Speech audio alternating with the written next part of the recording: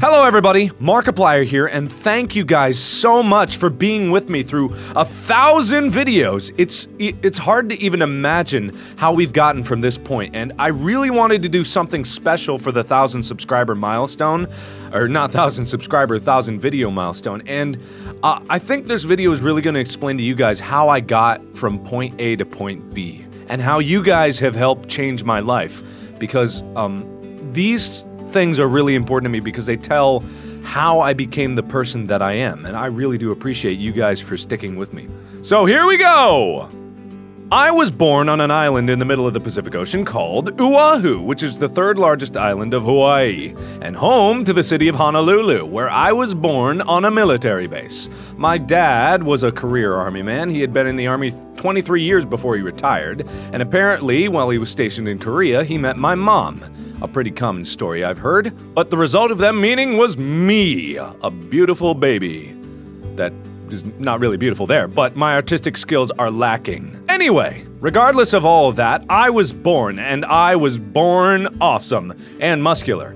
I was a gigantic baby, apparently, which my mom reminds me of every once in a while. I was 10 pounds and 3 ounces, and therefore they named me Mark. All muscle, of course. Don't doubt me! Shortly after I was born, my dad retired from the military to pick up a job as a layout artist for a book company of some sort. But either way, we ended up in Cincinnati, Ohio, of all places. Not really sure why, because I don't think we really have any family here. Either way. We moved into this awesome home with a gigantic backyard that led into these really amazing woods where me and my brother spent most of our time. I mean, if we weren't on the computer, we were out in the woods playing in the creek, picking up tadpoles, cutting vines, swinging on them. I mean, we really bonded together over those woods, and that's one of the things that I miss most about that house. But when we weren't in the woods, we were playing on this magical device called the computer that my dad introduced us to at a very early age. I mean, seriously, this thing blew my mind at the time because I could not imagine ever living without it. I mean, he told me stories about how computers were ancient and filled up entire rooms, but I was just flabbergasted that it could do what it did. I didn't even know about the internet back then. There were a few games on the computer, but the real experience that I got from gaming came from the Super Nintendo system that my brother got for Christmas. I mean, this thing was the reason that me and my brother are so close today because we played so many games together with it. That's my brother over on the left. His name is Tom, and that's me on the right. As you can tell, I am still more awesome, but he's a pretty cool guy, and I don't think I'd be who I am today without him. Sadly, it wasn't all happy times back then. My dad and my mom fought a lot, and by fought a lot, I mean my mom fought a lot, and my dad had to reciprocate. She wasn't happy where she was, and, well, we didn't understand why, but me and my brother just tried to distract ourselves with video games. You know, try to ignore it what we can. But eventually, that stopped working. It was pretty inevitable, but the divorce finally came. I mean, we were pretty sad, but we were more sad to see our dad just kind of cave in. I mean, we were out of money, half of the income was gone, so we had to lose the house. We couldn't buy as many games as we had before, so we lost out on a lot of gaming, but at least we got to keep the computer, and that's what really sparked my love of computers and technology. I should also mention that I was a pretty dumb kid. Me and my brother had a contest where we would try to jump as high as we could off the stairs and see who could land on a cushion at the bottom. I was gonna win, but I ended up cracking my skull open on the bottom step. This will make more sense later, but as I mentioned before, I was a dumb kid.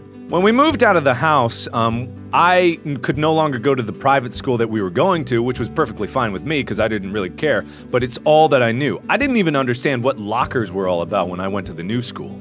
I mean, just everything was perfectly foreign to me, and I didn't have an escape, I didn't go to the woods anymore, and I lost pretty much all of my friends and had to start all over. It was a pretty dark time for me because I had no idea what I was doing.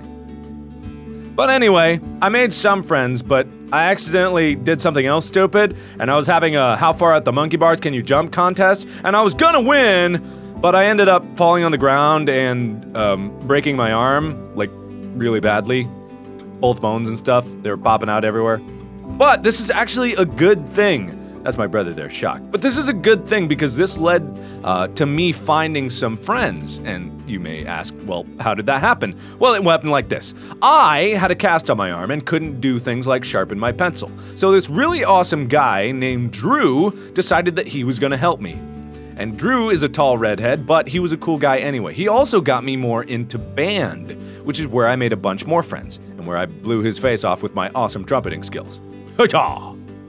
Eventually, after dating around for a long time, my dad found someone that we could all agree on. She was pretty much the nicest person that we ever met, and her name was Dee. I mean, I agreed with her because she bought us a PlayStation 2, and I was pretty excited at the time. But also, she did something that we couldn't do at that time, and she made my dad happy. And that was pretty much the most important thing that anyone could do.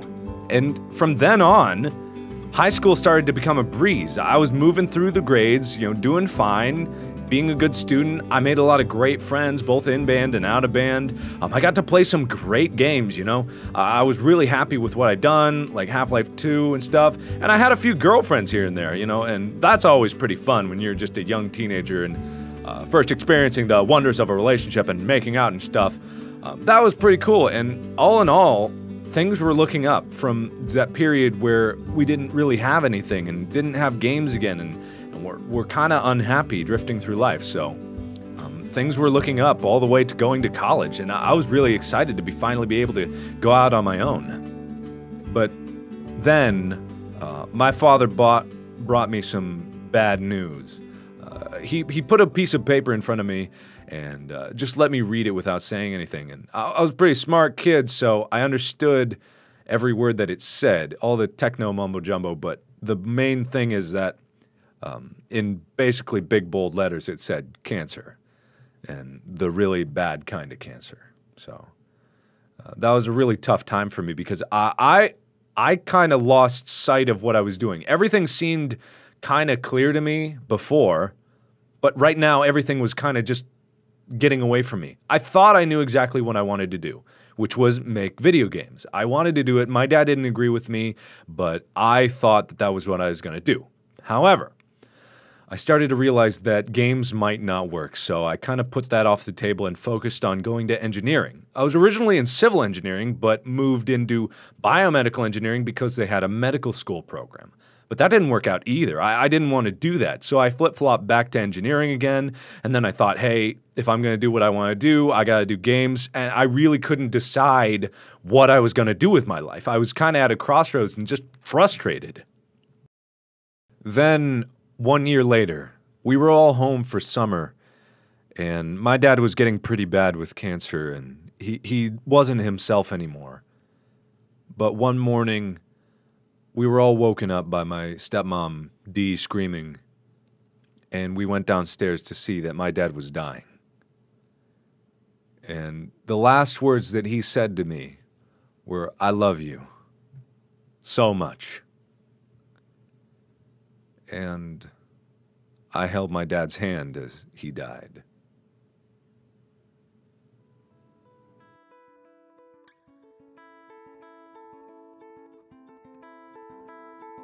After my dad died, I became more confused than I was before because I was so far into engineering that I didn't think that I could get out anymore. And I was stuck in these mind-numbing co-op jobs that were literally me sitting at a computer 8 hours a day, doing 2 hours worth of work and nothing else. It was absolutely horrible, and I didn't want to do that for the rest of my life.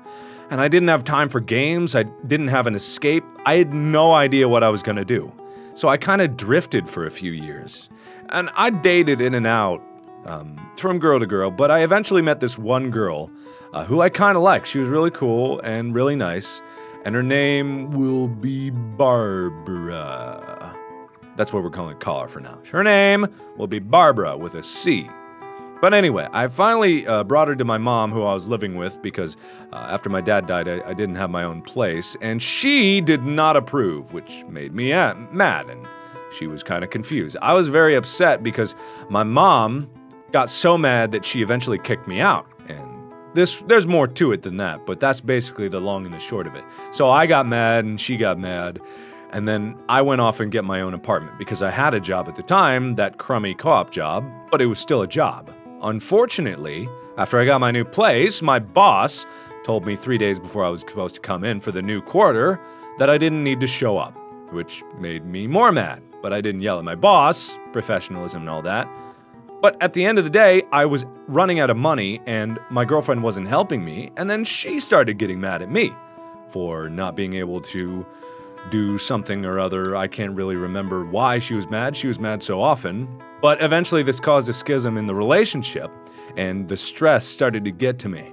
I was sadder and sadder than I was before, and I just couldn't be in the relationship anymore. But after we left each other, I was stuck alone in my apartment, and I didn't know what to do.